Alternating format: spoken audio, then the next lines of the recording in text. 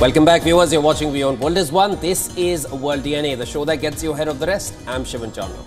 And I'm Hem Khorsara, and on the show today, the United Nations, it's all set to hold one of its largest annual gatherings of gender equality today. This is the 68th Annual Commission on the Status of Women, and as per some preliminary findings, globally over 10.3% of the women live in extreme poverty, significantly poorer than men. An additional $360 billion, that's what's required to achieve gender equality, and that's $360 billion a year. That's what's required to achieve gender equality and to ensure the empowerment of women.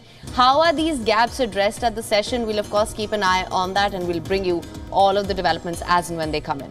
Also on World DNA today, the holy month of Ramadan begins. In Gaza, the festivities have been subdued amid the intense fighting and the dire humanitarian situation on ground. We are going to be tracking those developments closely. Let's get you started with the headlines.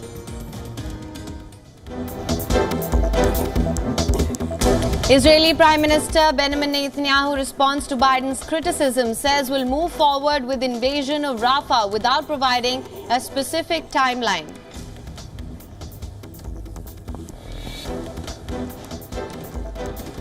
As per exit polls, Portugal's centre-right is heading for the narrowest of victories over the incumbent socialists, but has fallen well short of an outright majority in a snap general election.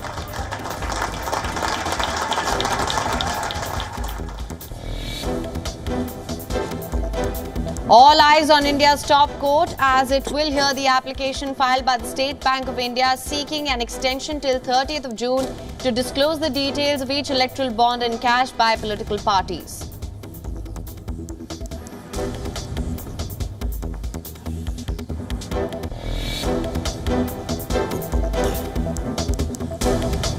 Several leading news organizations withdraw a photograph issued by Kensington Palace of Kate, Britain's Princess of Wales, after post-publication analysis showed it did not meet their editorial standards.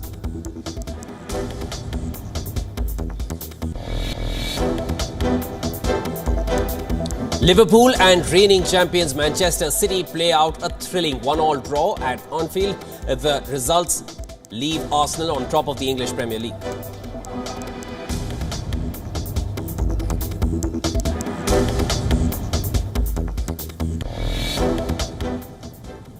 All right, protests are building up in Israel against Benjamin Netanyahu. The Israeli police acted against anti-government protesters outside the Knesset as well. Well, now, people broke through police barriers and blocked main traffic arteries. Police had to use force to subdue them.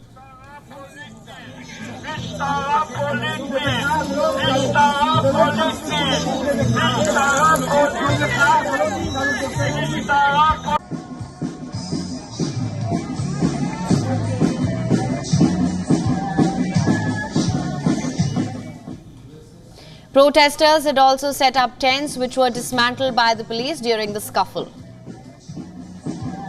Anti-government protesters called for a new Israeli government and called for national elections.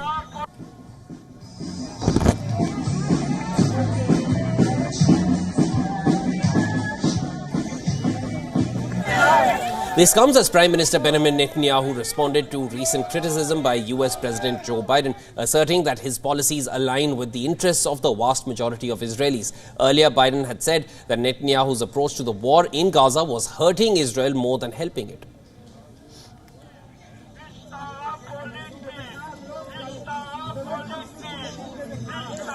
He has a right to defend Israel, a right to continue to pursue Hamas, but he must pay more attention to the innocent lives being lost as a consequence of the actions taken.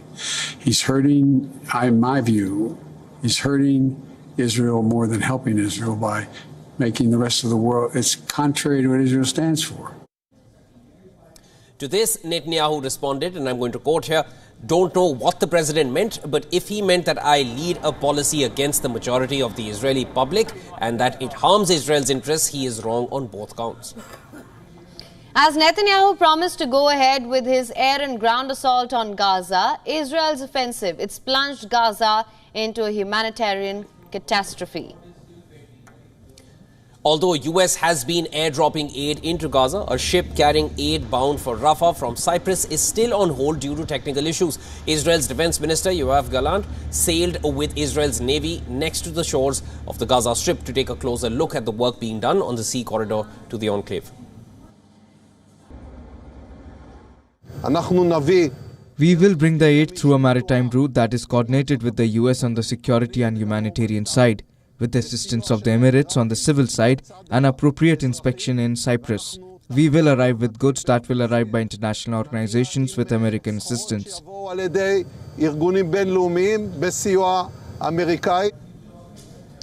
Israeli inspectors will be in the Cypriot port, scrutinizing humanitarian cargoes bound for southern Gaza. Other than Cyprus, aid trucks have been entering the south of Gaza through the Egypt-controlled Rafah crossing and the Israeli-controlled Kerem Shalom crossing as well. On the other hand, as the holy month of Ramadan begins, war in Gaza has greatly overshadowed the preparations this year. The holy month looked dull for Palestinians. Police were seen beating people at the Al-Aqsa gate before the first Taraweeh prayer.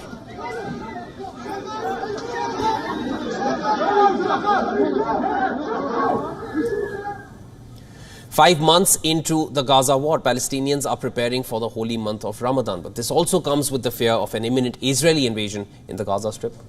Now, the conditions in the war-torn enclave remain dire, to say the least. Displaced Palestinians in Rafah say that they are struggling to find basic essential goods ahead of the fasting month of Ramadan.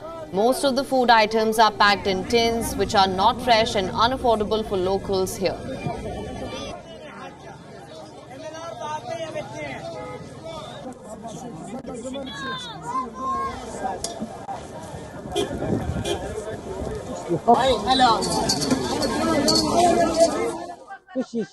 I came here to buy, but I can't find anything to buy. There's nothing, there are no dates or milk or anything.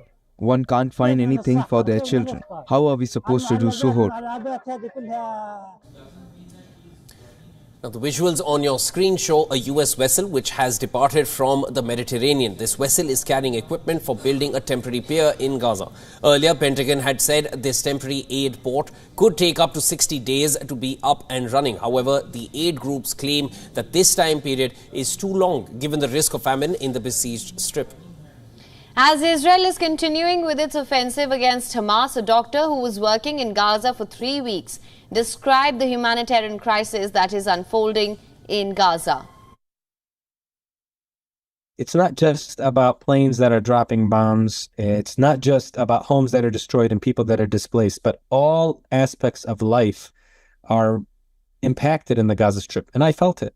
I mean, there's a shortage of food. Everybody's hearing now about the 20 children who have died from starvation and dehydration. But also there's people who are actually hungry there. You see them. They're wondering where their next meal will come from. The situation is worse in the northern region of Gaza. Palestinian health authorities say 15 children have now died of malnutrition or dehydration at one hospital. An Italian military plane airlifted injured Gazan children from Cairo. A total of 45 people, 14 children, 8 adults and 23 others boarded the Italian Air Force plane. The youngest patient is a 4-month-old baby named Aysel.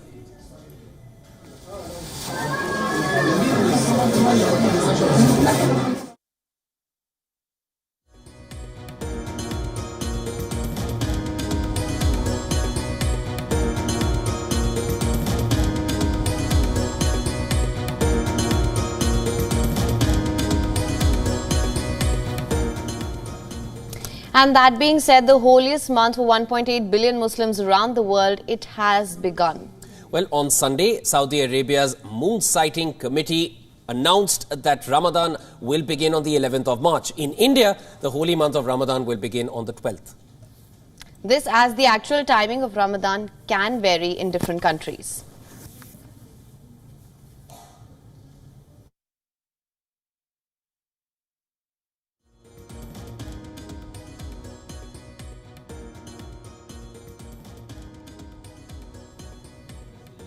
Depending on the sighting of the new moon, during the festive season, Muslims across the globe fast from sunrise until sunset.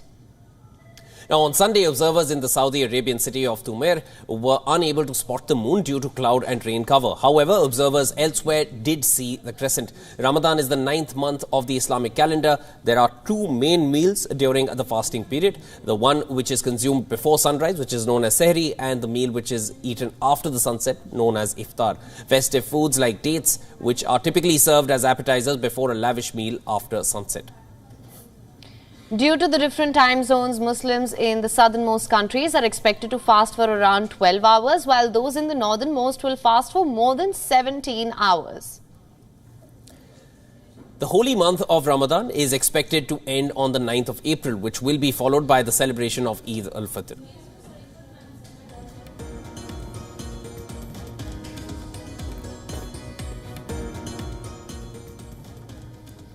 The US military said that it had flown in forces to beef up security at the US embassy in Haiti.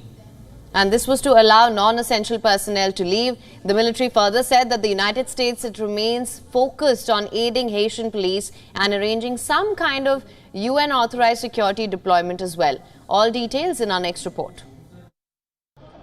As Haiti reels under a state of emergency, the U.S. military said on Sunday it had carried out an operation to airlift non-essential embassy personnel from the country, and it added U.S. forces to bolster embassy security. The move was the latest sign of Haiti's troubles as gang violence threatens to bring down the government and has led thousands to flee their homes. In a statement, the U.S. military said, "This airlift of personnel into and out of the embassy is consistent with our standard practice for embassy security augmentation worldwide, and no Haitians were on board the military aircraft." On Friday, Pentagon spokesperson Major General Patrick Ryder addressed this possibility and the potential for further involvement from the Department of Defense. We're exploring contingency options to ensure the security of our personnel at the embassy.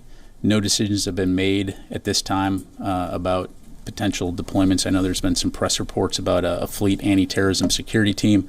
What I can tell you is that DoD will not send troops to Haiti to support Haitian National Police security operations. We have no intention of intervening, and we are not providing assistance to help the Prime Minister return to Haiti at this time. Haiti entered a state of emergency last Sunday after fighting escalated while Prime Minister Ariel Henry was in Kenya, seeking a deal for the long-delayed UN-backed mission which the African country plans to lead. On Saturday, the U.S. State Department said Secretary of State Antony Blinken spoke with Kenyan President William Ruto about the Haiti crisis, and the two men underscored their commitment to a multinational security mission to restore order. Seguo con preoccupazione e dolore la grave crisi che colpisce Haiti. While on Sunday, Pope Francis said he is following with concern and sorrow the serious crisis affecting Haiti, and he led a prayer calling for the end of the violence. Now, over 10 months since the civil war in Sudan broke out, Sudanese army says that it has succeeded in connecting its two main bases in the city of Omdurman. Now, soldiers of the Sudanese armed forces were seen inspecting destroyed residential buildings and shops after months of the city being a raging battleground.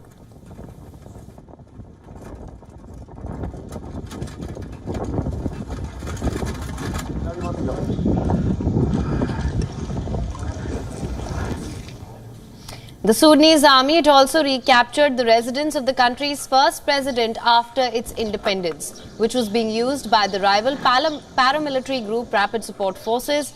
This comes just days after the Sudanese army claimed its first major advance since the war began in April 2023, regaining control of some areas in Omdurman from the RSF. Residents, along with local administration and the Sudanese army, have begun work to restore basic facilities in the neighborhood, but the destruction caused by the war is massive. We in the Khartoum State Water Corporation are working on bringing water services back to water in these areas, God willing. In general, the destruction is huge. It needs a lot of effort from us for the people to get together and help each other so that our brothers who used to live in these areas to come to their homes. God willing, we will try to bring back the services.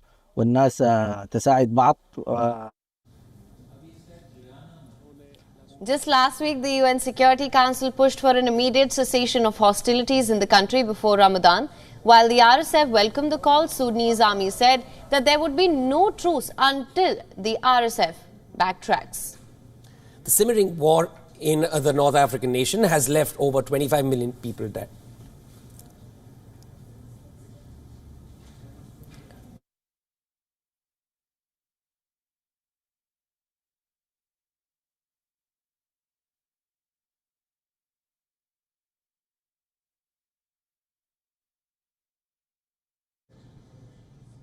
Close to 8 million Sudanese have fled the war-torn country.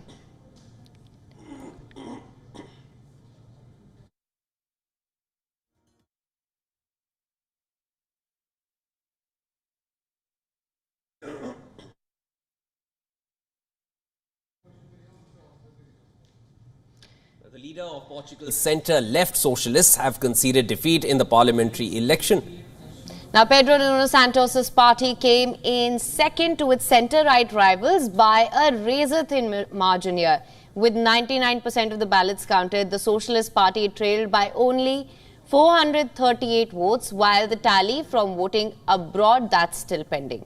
Now, the centre-right Democratic Alliance and its Madeira allies won a total of at least 77 seats in the 230-seat parliament. The Socialist Party came second with 74, while the far-right Chega Party came in third with 46. As of now, the combined right clearly dominated the new legislature. The Socialist Party leader Pedro Nuno Santos' concession speech raised all doubts about the winner. When he congratulated the Democratic Alliance on its victory despite his party's late surge in the tally, Santos said his party would now lead the opposition, which could not be left in the hands of Chega. The Socialist Party has been in power since late 2015. It had been trailing the Democratic Alliance in most opinion polls. After Socialist Prime Minister Antonio Costa resigned in November amid a corruption investigation, and this could have pushed a significant number of the country's 10.8 million people to vote for a radical right populist party.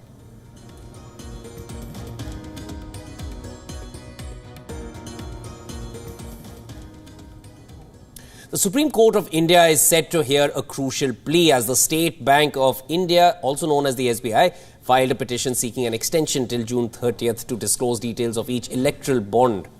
Now, the Supreme Court, it will assemble later today to hear this petition. On the 15th of February, India's Supreme Court had struck down the electoral bond scheme by deeming it unconstitutional. This is the scheme which facilitated anonymous political donations to Indian political parties. The Constitution Bench, headed by Chief Justice D.Y. Chandrachud, underscored that the scheme violates the right to information under Article 19(1)A of the Constitution. Not only this, the Apex Court also ordered the State Bank of India to furnish details of the political parties that have received electoral bonds since the 12th of April 2019.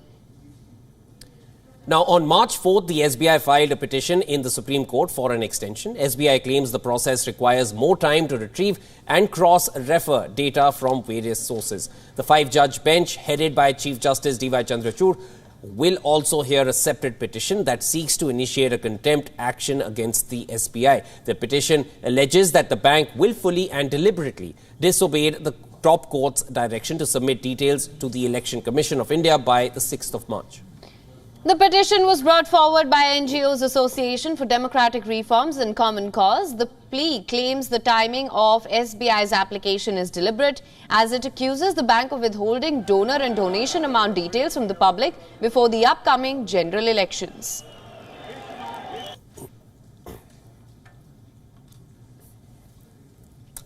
And the stage is all set for India's general elections. Political parties across the spectrum have kick-started their political campaign. And the latest to hop on the bandwagon is Trinamool Congress. Take a look at this. At a mega rally in Kolkata's Brigade Parade Ground, TMC leader and West Bengal Chief Minister Mamata Banerjee addressed a massive crowd, officially kicking off the party's election campaign. The TMC also released its list of candidates from all 42 constituencies of the state. And what that means is this: no tie-up, no seat sharing with the Congress, the TMC will go it all alone. The announcement comes as a major setback for the Congress party. Congress leaders hit back at Mamata Banerjee's move to go solo, slamming the TMC leader's election declaration. As per statements made by Congress earlier, the party said that talks on seat sharing were underway, with reports saying that Congress was expecting to contest elections from 20 seats in an alliance with the TMC. Mamata Banerjee has proved today that no politician, no political party of India should trust a leader like her. The candidate list includes 16 sitting members of parliament that have been renominated for the upcoming elections. Of the 42 candidates, 12 are women.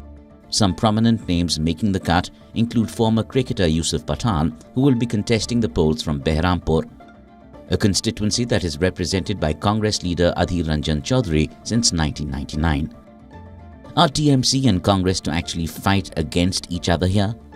Other names include expelled TMC leader Mahua Moitra, who will be contesting from the Krishna Nagar constituency. With elections just weeks away, TMC's move to fight independently has further raised speculation of a rift in the opposition India bloc, and if all the bloc's parties can manage to agree to a seat-sharing agreement in other states ahead of the elections. Bureau Report, WION World is One. All right, with that, it's a wrap on this segment of World DNA. We'll be back with more. Don't go anywhere. On the other side of the break, the 68th edition of Annual Commission on Status of Women, which is United Nations' largest gathering on gender equality and female empowerment, is taking place this year from the 11th to 22nd of March in New York. We'll get you all the details.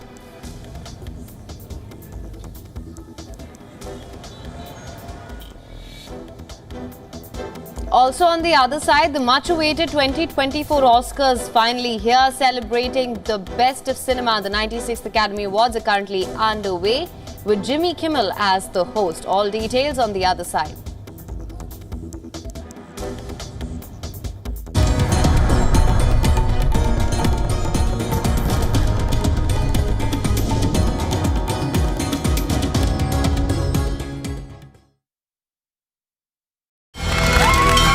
From the bustling trading floors of Wall Street to the vibrant exchanges of Asian stock markets, WION breaks it down for you to make sense of what's happening, as we reveal the key factors behind events, strategic battles, and the game-changing business decisions that shape the world. We bring you all of this and more on World Business Watch. WION Health Resort is unique, the only one of its kind. Experience the 4 paths of natural wellness: yoga, Ayurveda, acupuncture, and naturopathy. Each uniquely customized program improves the whole person to make every person whole. Come to WION Health Resort.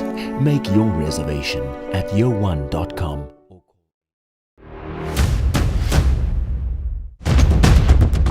Economic turmoil and global unrest have cast a shadow over President Joe Biden's approval ratings. The rockets are continuing to be fired by Hamas in Gaza, although at a slower rate than previously. So, right now, we are with the volunteers from the Aleppo municipality. They are still trying to go to the rescue for the people they can find out. India has emerged as a major diplomatic force at the world stage. The rising cost of living in Nigeria continues to impact citizens from all walks of life. The citizens of Gujarat witnessed a mega roadshow here in the city of Ahmedabad. China is South Africa's largest trading partner for 134 years straight. A domestic aircraft carrying 72 people on board crashed in Pokhara city in central Nepal. 165 injured have been moved, 61 people are confirmed dead, and rescue operations continue around me.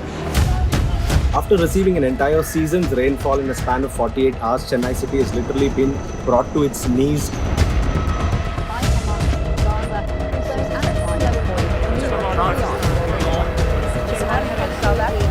For WION, World is One. WION, India's global voice, the channel that brings you the biggest stories from across the world through India's lens. Now available in more than 190 countries worldwide. Because we believe that the world is one. Watch us in Africa, Europe, USA and Canada, South America, Asia Pacific, Middle East and North African regions. Also available on these digital platforms across the world. WION. World is one. The stress of our world can take a toll on our physical and emotional health. Here, in New York's Catskill Mountains, lies a luxurious place of healing called WION Wellness Center. The WION Wellness Center provides 500,000 square feet of natural methods to manage diabetes, hypertension, chronic pain, obesity, depression, anxiety, and other conditions.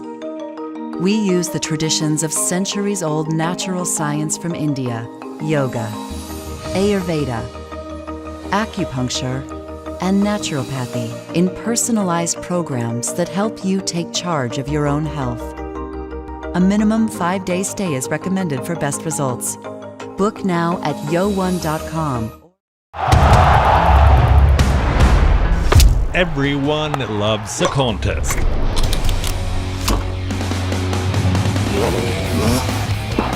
But sport isn't just about victory and defeat. When the GOATs in sport speak, you hear it first on WION.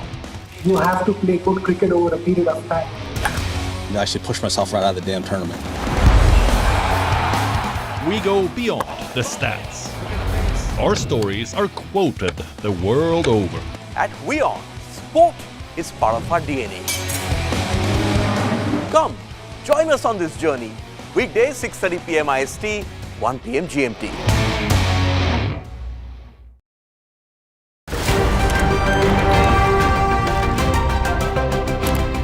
Ready to dive into your daily dose of news?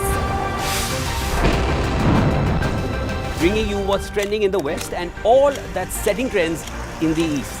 And all of this served up with a side of insightful banter. We don't just bring you the latest stories. We bring you your talking points for the day. And while you do that, from the busy streets of New York, I will provide you with deeper insights on the developments through the course of the day in the U.S. From New York, we get you to the sandy shores of Durban, where I'll bring you all the glitz, glam, and happenings from the world of showbiz. Welcome to the Eras Tour. And I will be here at the WION headquarters, getting you all the action from the universe of sport. All that you need to know about your favorite teams and players, right here. The show that keeps you ahead of the global curve. A conversation you'd want to be a part of. A place where news becomes an engaging exchange. We bring you stories that impact your present. This is World DNA. Join the conversation.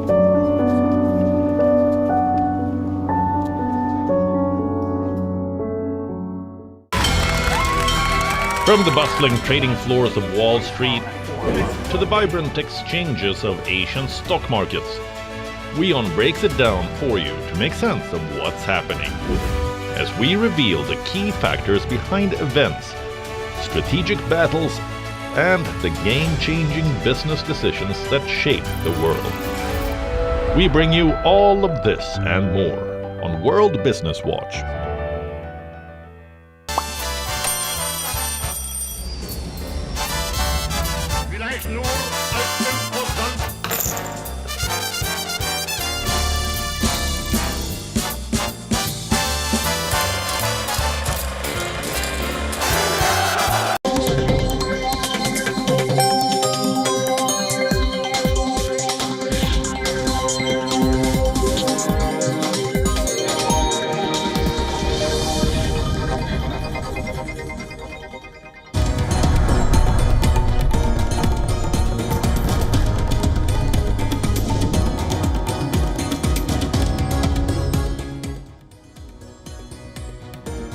Welcome back to World DNA. Thank you so much for staying with us. So far on the show, we've covered how the Muslim holy month of Ramadan, it has begun. However, festivities in the Gaza Strip, those have been subdued amid intense fighting in the Israeli offensive. People aren't able to get their hands on even the most basic essentials. And the humanitarian situation, of course, continues to worsen there. And also, we brought you updates from India, where the Indian Supreme Court will be hearing a crucial plea today. The State Bank of India has filed a petition asking for an extension till 30th of June to share all details of each electoral bond, and just to remind you, the Supreme Court in India struck down the electoral bond scheme last month, finding it unconstitutional. We are going to be tracking that closely as it develops during the day. This is World DNA. Let's get you started with the headlines at this hour.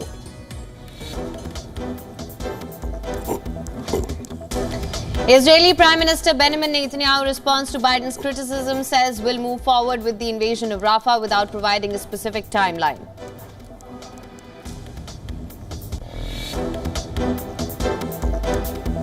As per exit polls, Portugal's centre-right is heading for the narrowest of victories over the incumbent socialists, but has fallen well short of an outright majority in a snap general election.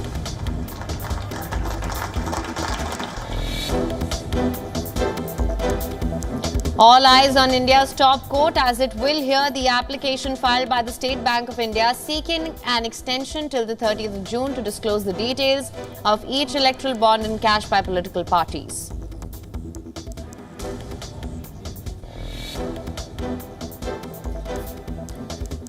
Several leading news organisations withdraw a photograph issued by Kensington Palace of Kate, Britain's Princess of Wales, after post-publication analysis showed it did not meet their editorial standards.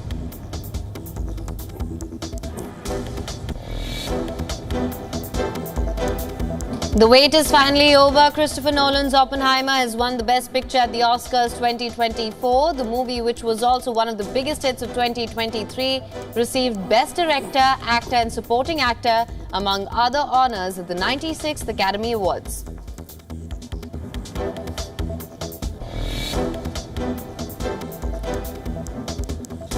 Liverpool and reigning champions Manchester City play out a thrilling 1-1 draw at Anfield. The results leave Arsenal on top of the English Premier League.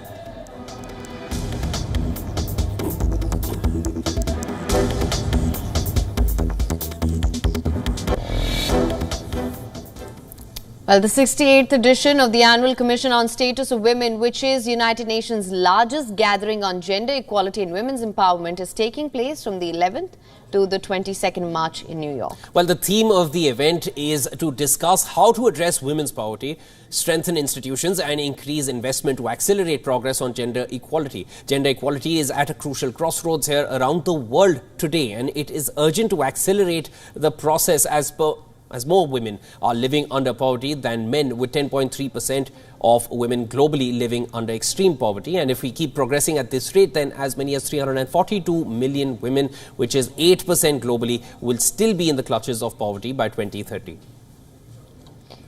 Some of the reasons behind women's poverty, it's fueled by discrimination against women in workplaces, restricted access to resources and financial assets, deep-rooted stereotypes that prevent women from pursuing higher education, finding decent jobs or participating in decision-making. These can also be attributed to this situation.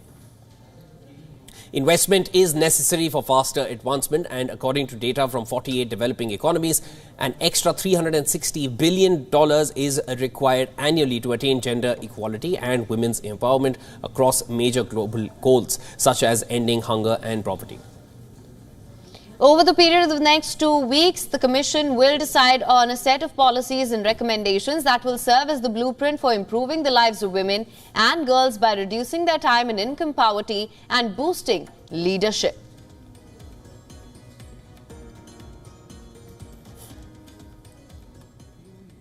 Several news agencies around the world have withdrawn an image featuring Princess of Wales, Catherine, with her children, saying that they believe the photo has been manipulated.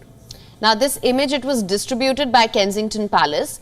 This is the first picture of the princess since she underwent abdominal surgery back in January. And since then, she's disappeared from public eye, sparking wild rumors online and media coverage. The image came weeks after intense public speculation and mounting social media conspiracy theories about her actual whereabouts.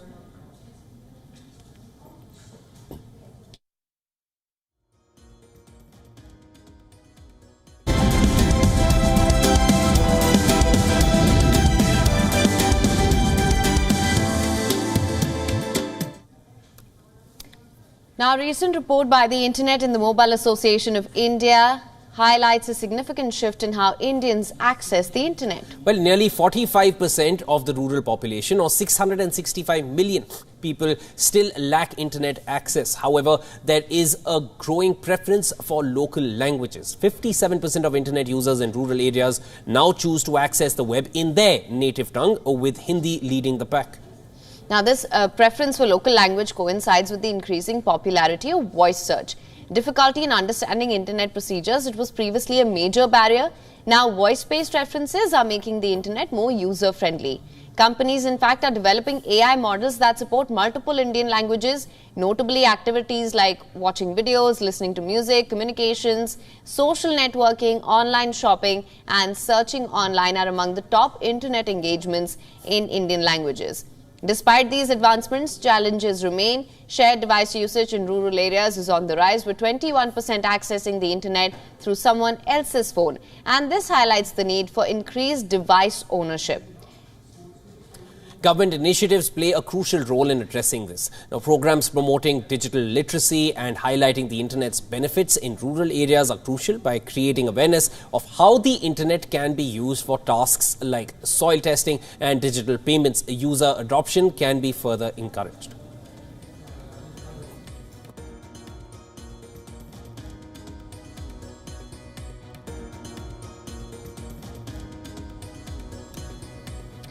Moving on now, Egyptians are facing a significant economic challenge as inflation spiked to a record 35.7% in February. Well, this comes ahead of Ramadan, a time when food purchases typically increase. And data shows a record monthly inflation rate of 11.4%. Food and beverage costs are a major driver of this surge, with annual increases exceeding 50%.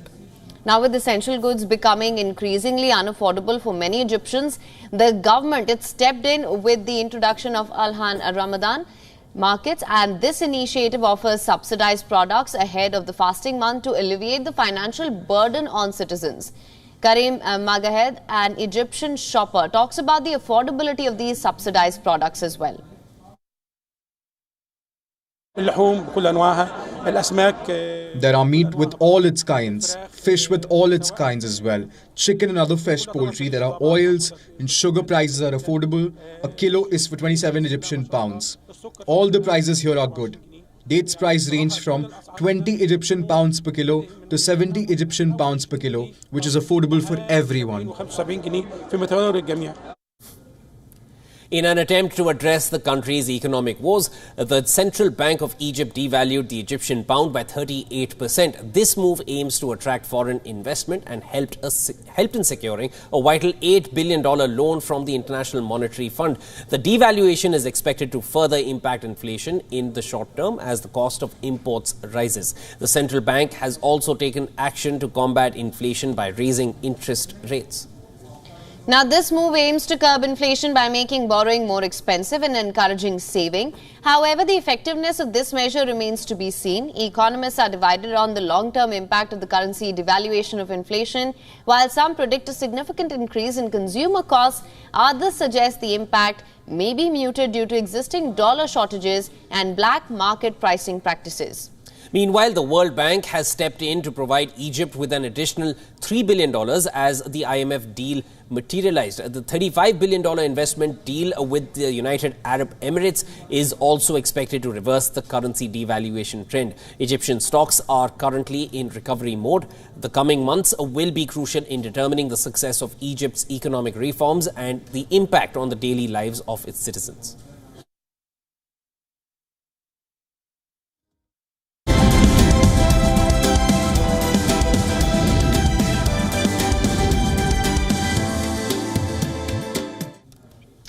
Now the question is, what comes to your mind when you think of amusement parks? Hopefully it's rides, popcorns and endless fun. Well, what if we tell you that there is one such amusement park in the UAE that revolves around tech? Look at this. This is House of Hype's Digital Garden, located in Riyadh, the capital city of Saudi Arabia. Digital Garden is part of a new immersive experience that fuses technology, artificial intelligence and a theme park, all under one roof. We like to call it a wonderverse. We're trying to get the most out of the creative people in the industry. We have dancers here. We like to call it icons, which is dancers. We have public speakers. We have just people trained to interact with our visitors to make them feel happy, ask them random questions, give them challenges. We have also an app called Parks. You can download it, you can do missions, get free stuff, and then you can explore the place much faster with it. Visitors can enjoy dazzling neon cities, glowing gardens, robotic light shows at the park. That's not all. Guests can play games in the gaming zone and indulge in some retail therapy as well.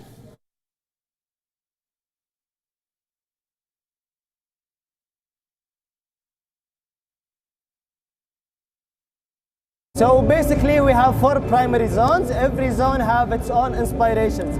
As we said here, this is District X. District X is inspired by social media, memes, fashion and music. So basically, as you can see in this place, we have plenty of AI experience. Here at U Design, you can design your own shoes with your vocals, so you can see what your voice looks like. It's weird, and we like here to bring new stuff so people get kind of confused here. Meanwhile, if you ever wanted to try your hands at graffiti, there is an option to do so. Of course, digitally, that is, ticket for the park starts at $24.